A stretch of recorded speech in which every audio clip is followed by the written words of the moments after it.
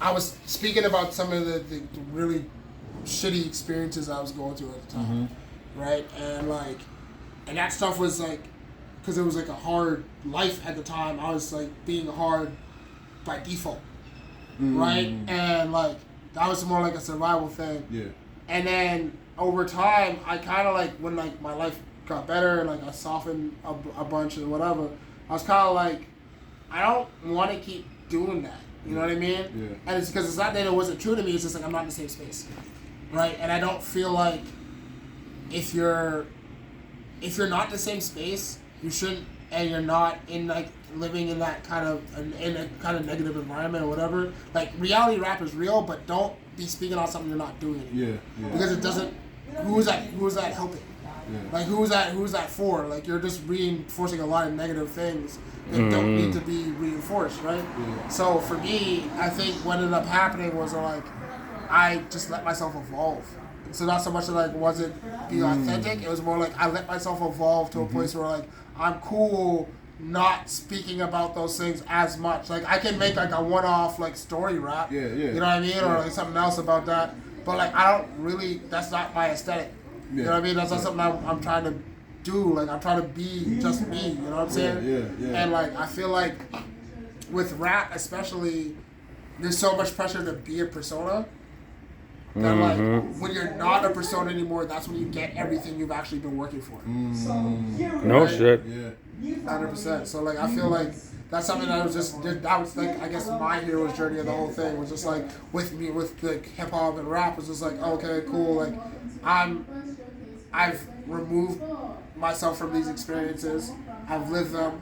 I've told those stories now. Let me go and like make something that's fun or exciting or whatever. Like I love being high energy. I've had people try to tell me it's like maybe do some more of the slower stuff that will connect with people. People like my high energy stuff. Yeah. You know what I mean? I like that. I make a lot of other joints too. Like I make slow songs, I make love songs, I make smash songs. You know what I mean? Like I do the whole thing. But like I just love my style of doing it because that's how I come off. And it's like if some people want to misinterpret that as like, oh, I'm trying to do X, Y, and Z, it's like you don't really know me as a person, right? Because like, if you listen to my music, you should know me as a person already because I've told you my entire life story pretty much already. You know what I mean? Yeah. So like the kind of person I am on camera or behind a mic or whatever, like you're gonna get that person in real life. Yeah. You know what I mean? Like all the stuff I was talking about before was stuff that that would have been me at that time. Yeah.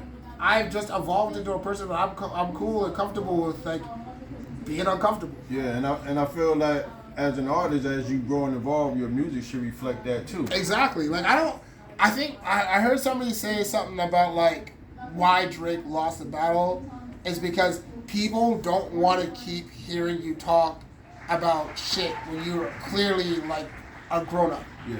Like I don't, and I feel the same way. It's like there's like I can listen to like I love Wayne's Resurgence right now. I'm gonna keep hyping on Wayne a little bit because it's like the middle 2010s was really rough for him. Like nobody's really checking for him. And then like right now he's just dropping verse after verse after verse, and they're all just like fun, like engaging bars. And I think that like really like screwed Drake over was like people were like, you're a grown up who's not growing up. Right? You're a grown up who's not growing up. I like with the Damaged Goods project, like that was me being experimental and fun with something that like I had never really done before because I never really got to use like my Jamaican heritage or my patois or any of that in any of the songs. So it's like for me to make an entire project of me just spitting basically most of it in patois. Most of it, that's all like UK vibes type thing. It was like experimental, so for that that was dope. But that also means that like anything I do from now after that, someone will have that flavor in it, but it's not gonna sound the same because I'm gonna be at a different stage, right? Like it's gonna reflect something else that I'm a different moment of my life. I might just come on here and do like some Usher to Tyrese type stuff. You know what I mean? Shout out to the singer. Sweet lady, won't you be? Oh, 100%. Yo, I might just break it down to the whole, like, you know what I'm saying? Like, do the hand gestures and all that stuff. Like the 90s boy, like R&B band type thing. You know what I mean? But it's just because it's like, that's what I'll be at when I do that, right? Yeah. And I think most people, especially like who grow up with hip hop, they want the music to grow with them. Yes. Right? We don't want. Nas's run the last couple years has been amazing because Nas has grown with his stuff. Yeah. Nas grew with it. He was like Nas went from like talk like Nas is a very conscious rapper and all that other stuff, but he also got stuck in that place of like trying to like keep up with everything. Yeah. Now with stuff is like I'm comfortable, my kids are grown, I'm good, I got money, I own restaurants, I'm straight. I don't really care about none of this little stuff because I'm chilling on an island, you know what I mean, that I earned after working as hard. And I'm like, I felt that because you deserve that. Right? Yeah. And I feel like that's what we all want. It's like we want the artists that we grew up with to grow with us. Yeah. And if they keep staying in the stagnant place where they're like trying to appeal to an audience that doesn't care about you. You know what I mean? Like teenagers, like I'm not gonna meet some 17-year-old kid who's gonna be like, man, I can't wait to hear like go see Onyx on tour. Like you don't even know who they are. You know what I mean? Like it's good if you do, but you're not gonna be invested like we were invested. Right? Yeah. You know what I mean? You're not gonna be invested like I was invested. Like the 18-year-olds opening up for D12 like a couple months ago. Yeah. Invested like I was invested in those guys. You know what I mean? That's not your scene. You're allowed to grow and have your own people now. The artists that we grew up with, they're like the millennial, like Drake, for example, was like, if he had grown with his music, I don't think it would have been as bad for him for that situation, right? Because we all just want to see you grow and change and evolve. You can't stay in the same place and expect people to still fuck with you the same. Yeah. And one of the things too, when you older and you trying to live that young, always worried about looking goofy. You know what I mean? Like you out there, no shit. You wearing clothes that you shouldn't be wearing. 100%. You up in the club, you the oldest motherfucker in the club and shit. Like, nah, I'm good. Bro, you can't catch me in a club no more. Like, you can catch me at a concert for sure. Yeah. But you're not like it's like, yo, let's go on Friday night for what? Yeah, if I'm not rapping, I'm not there. Yeah, if I'm not rapping, I ain't paid to be here. I'm not going. Like, Yeah, bro, no shit. like that's wild to me. Like there's cats who I still know. Like, yo, are you going out this weekend? No. Yeah. What the fuck? No. I got shit to do. What They're planning their outfit right now on Thursday night. Oh, 100%. They're pre-freaking for tomorrow, and I'm like, this is why you got divorced at 22. Like you need to stop. You need to stop. It was like when we went to go see the Red and Meth. Once I saw one order, I'm like, okay, Red and Meth and then we get on to midnight. Yeah. You know, for us young old heads, it's like, yo, this way past my bed. Yeah, 100%. So I was like, okay, I'm gonna peep y'all for about 10, 15 minutes. You know what I mean? I was happy they did some of their best joints early. Yeah. And I was like, all right, I'm gonna peace out. 100%. We were leaving as like the Rockwaller was coming on. Everybody's like, oh, and I'm like, I've heard.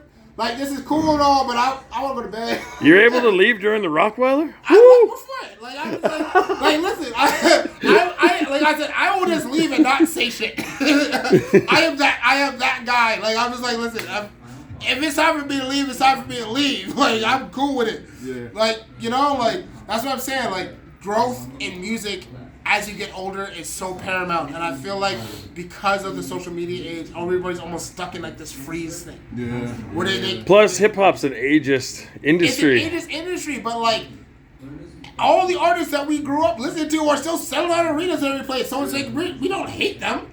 Right? Yeah. It's just like the labels and everything else is just trying to push and feed on the younger generation. But if you check the stats right now, the younger generation is checking for hip hop because hip hop isn't being creative anymore. I was just about to say, do you think that type of mindset is why we see the impact now, whereas hip hop isn't as dominant like 100%. 100%. Like it was like having rappers be creative in a way where it's like they were trying to outdo their peers, or they were trying to find their own styles, or they were trying to be someone completely different and unique to on their own. That's when hip hop was exciting.